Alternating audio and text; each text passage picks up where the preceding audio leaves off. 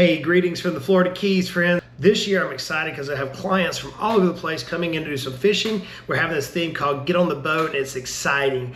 And one of the clients who were down here, they said, hey Justin, what are 4 traits that you've seen that highly effective CEOs have that every business owner needs to know? I was like, man, I never thought about that before. That's a great question. So I spent some time thinking about it. And in my 30 years of coaching business owners, of studying under some of the best CEOs in the world, I believe there are 4 traits. I think I've identified 4. The first one is emotional intelligence. Emotional intelligence. Have you ever wondered why some CEOs, or some business owners, let's call them, some business owners have this unbelievable ability to build loyalty and camaraderie, whereas other business owners, man, they're dealing with constant internal conflicts or toxic cultures. I've heard some business owners say, man, if I didn't have clients or if I didn't have employees, my life would be so easy. In fact, just the other day, I saw on Instagram, someone said, Justin, managing employees is the hardest thing I deal with as a business owner. And I think this concept of emotional intelligence, in other words, being able to understand your emotions as a business owner, as well as the people that you have the honor and privilege to lead and serve. If you can understand those, friends, you have a leg up. Here's why. Because those business owners who foster this understanding of their own emotions and their team's emotions, they can foster a positive work culture, and they can move about the negativities of the culture, or they can deal with the complexities of human behavior. Not too long ago, I was hired to help a very sizable company. The CEO said, hey, Justin, I want to double my enterprise value in 12 to 18 months, which is doable. And this CEO, they pumped a ton of money into the company. We teamed up properly with the right employees. But in one particular meeting, the CEO noticed that a key team member was kind of quiet, a little unusually quiet for this particular person.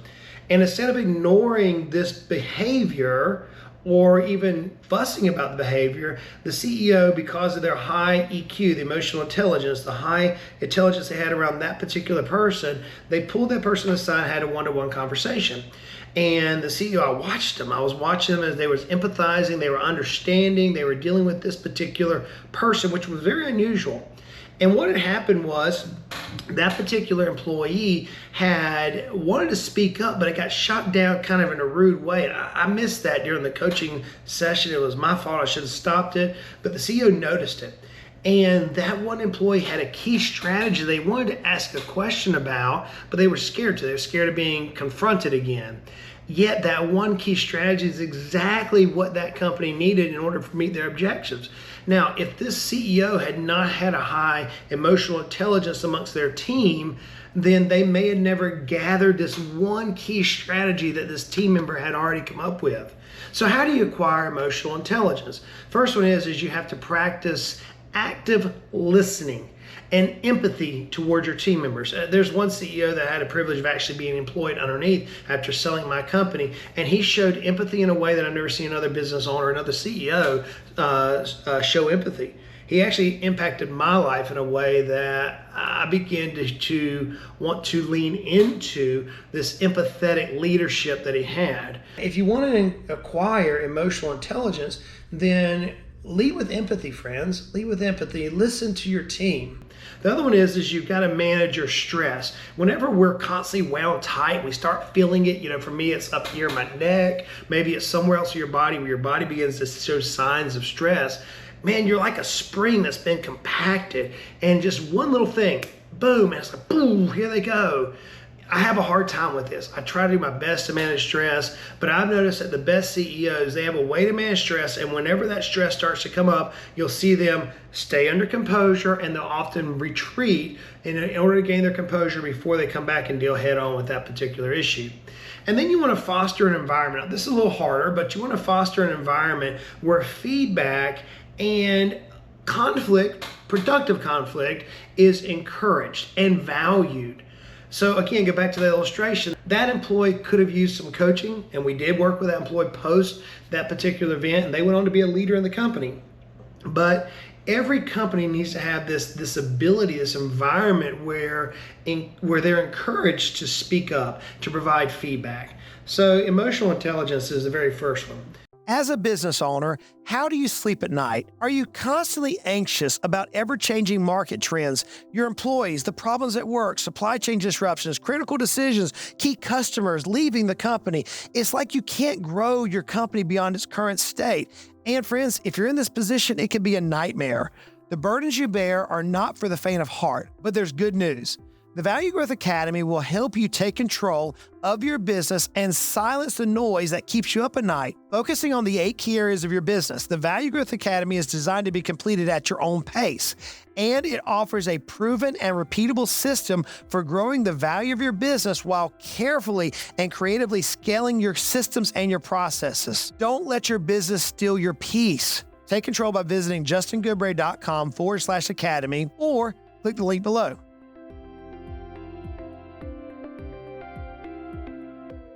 The second one is a relentless focus on execution. A relentless focus on execution. Having a crystal clear vision and strategy on how you're going to accomplish that vision are just the starting points.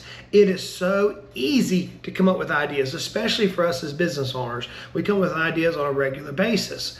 But what sets a dynamic business, one that's growing exponentially from those who are not, is this ability to execute. So what is my definition of execution? Execution refers to the act of carrying out or putting effort into the plan in order to cause a change of course or to bring about an action. Okay, so you're going to do something. Execution is so important because it turns our ideas, our vision, our desires into reality. And the CEOs who have the ability to execute, to carry out their ideas, to push forward through all the fray, through all the headwinds. I got the ocean here behind me, and today the wind is kicking. It's about a 35-mile-an-hour gust coming off the Atlantic right now. It's strong, rainy, it's just nasty weather today. And having the ability sometimes to just deal with that, push forward throughout all the turmoil of our business is what sets apart good, dynamic CEOs and business owners from their predecessors. Not many years back, I was working with the business owners on a 5-year project. This has been a long-term client of mine. We've worked consistently. This business has blown up exponentially. It's amazing to see where they're at. And this particular business owner was trying to break down a particular complex project. And we were breaking it down into managerial tasks. We were assigning responsibilities. We were setting deadlines. And their ability to make their goal into a step-by-step methodical approach allowed the team members to grasp the vision, to know how their roles were going to impact the overall success and how their contribution would be measured in the success of the company. Now, ultimately, this company grew by 350 some odd percent within a 26-month period of time. It wouldn't have done that unless this business owner knew execution was the key. So let me ask you a question. Are you a master at execution? If not, here are a few tips on how you can acquire this particular talent. Number one, you want to break down your vision into actionable goals and tasks. Where do you want to be? And then we want to backwards engineer what are the steps you're going to have to take to achieve where you want to be. Now, that's a loaded statement because many business owners don't know where they want to be. In fact, I had somebody on the boat, as we called it. We were on the boat. We were talking about that just knowing where you want to go is half the battle. So you've got to break your vision down into actionable goals and tasks. The second one is you've got to be clear about who is responsible for completing each task. And you want to make each task a time bound. You want to give it a definite starting point and a definite ending point. And then you want to hold your team accountable to that timetable as well as who's responsible for carrying out the task.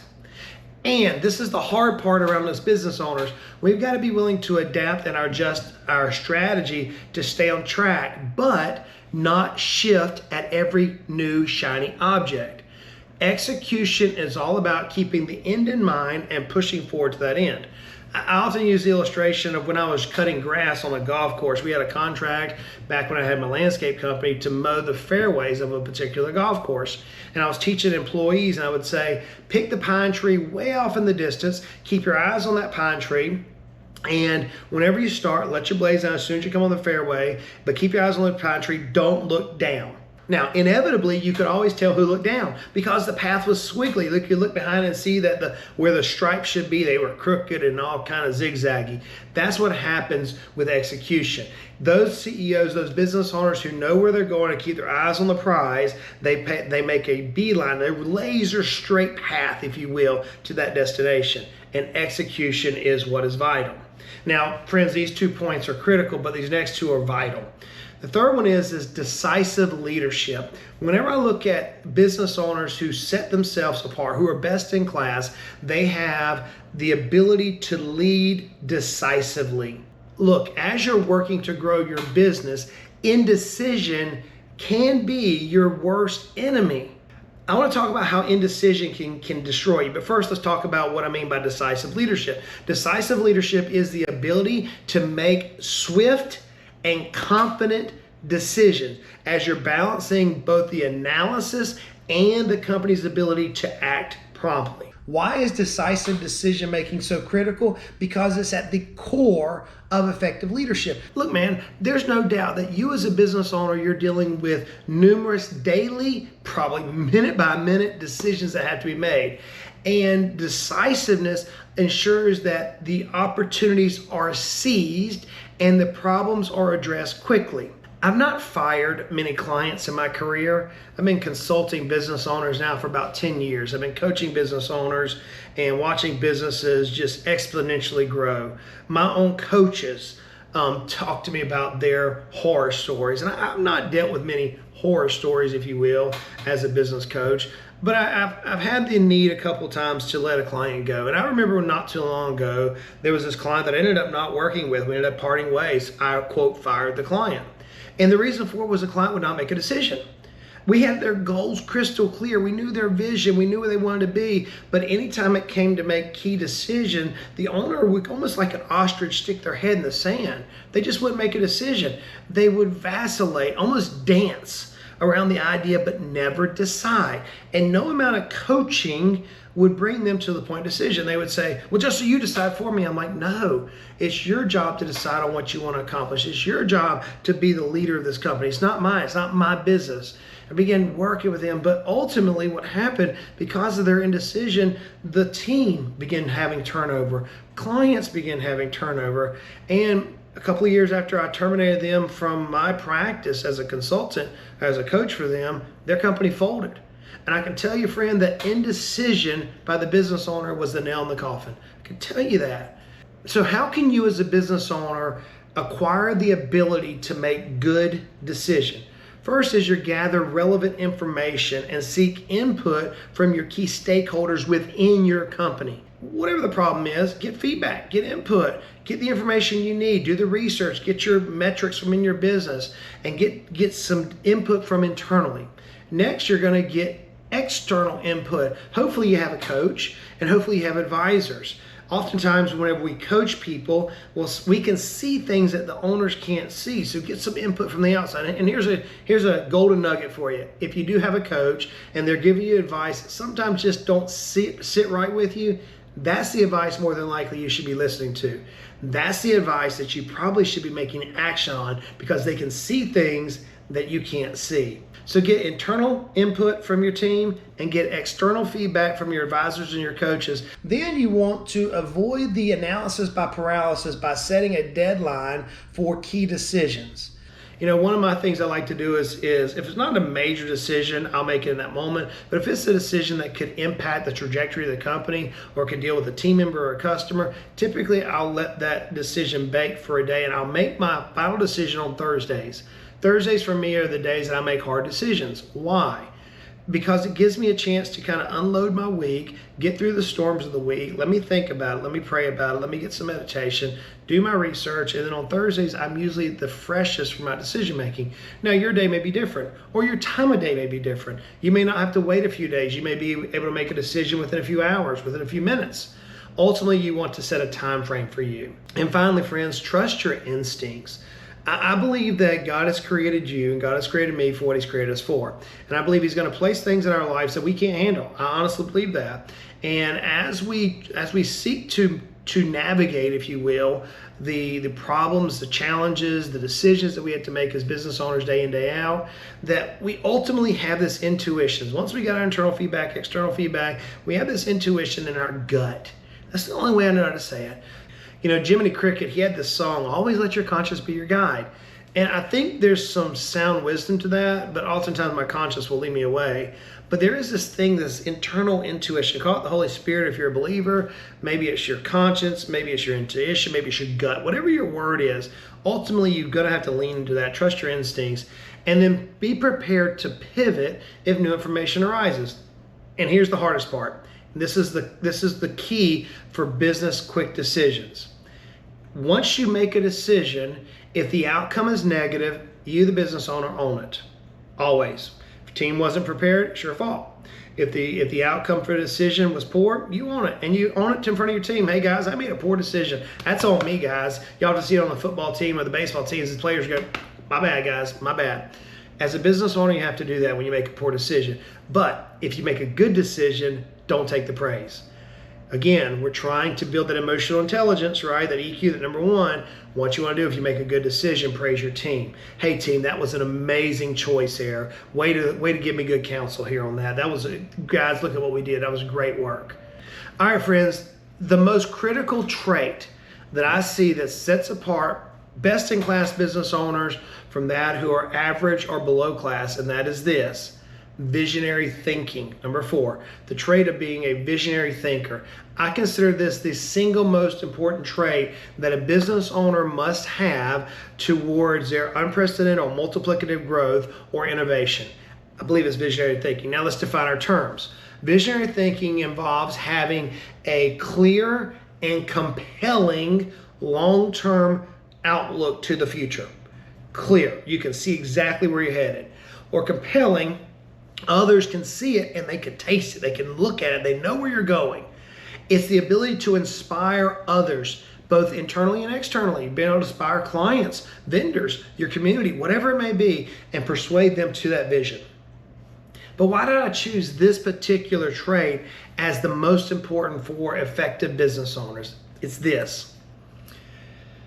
Visionary thinking sets up strategic decisions and long-term goals in the company. It provides a roadmap for your substantial growth and innovation. It gives you the framework for multiplicative value acceleration. Anytime that I've seen a company double, triple, quadruple, 10x, 100x its company's value, it comes from visionary direction. It comes from this crystal clear visionary thinking. Have you ever met a business owner that can see a new market or even see the product even before their competitors, their team, or perhaps even you, their friend, can even recognize the opportunity? They can see something. They just know it's going to work. The CEO or the business owner not only sees their potential of the company, but they also see what's going to inspire their team to pursue that vision.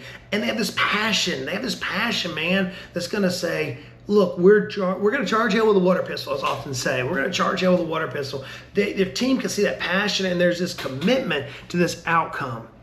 That is visionary thinking. So the question becomes is, how do you acquire visionary thinking? And that is this. First is you're going to develop a long-term vision for your company. You have to know where you're going, friends. You have to know exactly where your business will be, where you want it to go, and you've got to communicate it regularly with your team. You got to develop a long-term vision for your company. The visionary thinkers that communicate consistently and clearly achieve their goals more often than those who don't. Then you've got to put your vision everywhere. Incorporate your dream, your vision into the org chart, incorporate it into your employee handbook, incorporate it into your client contracts, on your website, everywhere. It should be second nature of where you're going and why you're going there. Then you've got to stay informed about your industry trends and innovations. So I often use this illustration, but now we're down here in the Florida Keys and we're getting on the boat. We're having a fun time catching fish with clients and talking about business concepts. So it's a good analogy. You know, we know that mahi down here are between 400 to about 800 feet of water. It can be a little shallower, they can be a little deeper, but that's typically we're going to catch some good sized mahi, which is a great eating fish. And so whenever we come out of harbor or out of the marina here, we know we got to go due south. 90 miles to Cuba, we gotta go due south. We're gonna get about 10 miles offshore and we're gonna catch some mahi. We have to stay informed about the conditions because the conditions could cause us advantages or disadvantages. So we're going to adapt our fishing style to whatever the conditions are. The same is true in your business. Sometimes in business, you're going to face headwinds and you're going to have to lean in a little harder. You're going to have to put the flaps down. You're going to have to trim up. You're going to do something with your business in order to push forward through the headwinds. Sometimes you're going to face tailwinds. We had that happen this week where we had winds out of the north and they were pushing us out to our grounds, fishing grounds a lot faster, which means we had to prepare to fish earlier than what we typically would do. So you're going to have to stay informed of what's happening around you as you're looking at your vision and adjust and adapt. And then you're going to encourage creative thinking within your team and within your organization. If you know crystal clear where you're going and you see yourself on task or ahead of schedule or behind schedule, you want to constantly be encouraging your team members to have creative thinking and innovation within your organization to help you achieve your goal. So friends, you're going to have to create a culture of open communication and innovation. You got to hear ideas from every team member as you're pushing forward to your destination. Just this week, we were pushing offshore, had a client on the boat with us. We're talking about their business. We're doing some coaching. And one of the people on the boat said, "Hey, Justin, there's a weed bed to your right." I didn't see it. I was looking to my left as we were heading offshore, and this was a good weed bed. Now, for those of you who don't fish, whenever you see a weed bed, what it tells you is there's typically fish underneath the weed bed. Bait fish, and sometimes you get on some mahi, some triggerfish, some wahoo, other things underneath the weed bed. So I turned the boat, we adjusted, and guess what? We caught the biggest mahi of the day off that weed bed that one of the team members had seen that I didn't see. And it was that open communication that we had just to navigate quickly. We still had the vision and goal. We still had the mission of, hey, we got to get up to 600 feet of water, but we pulled off at about 550, caught that weed bed, caught a nice bull mahi because we had the ability to be openly communicating about our mission. So friends, there you have it. Those to me are the four most important traits of highly effective business owners: emotional intelligence, relentless execution, decisive leadership, and visionary thinking. As you develop these traits, you can achieve the leadership effectiveness and drive your business to this highly scalable, highly valuable business. Now, while all these traits are not always intuitive, you can develop them with practice. You can. I know I've developed in my own life. I'm still not where I want to be, but I began developing in my own life these particular traits. So friends, while these four traits will take your business to the next level, regardless of what industry you're in, there's more to deal with than just understanding key traits. You also need to understand the 5 stages. There are 5 stages for building a highly scalable business. You got to learn about each stage, know where you're at, and how to deal with each stage. And I shot a video on this not too long ago, so if you want to click here and check it out, you're well on your way to building a highly scalable business. Until next time, friends, y'all work on these 4 traits and go out and make it a great day.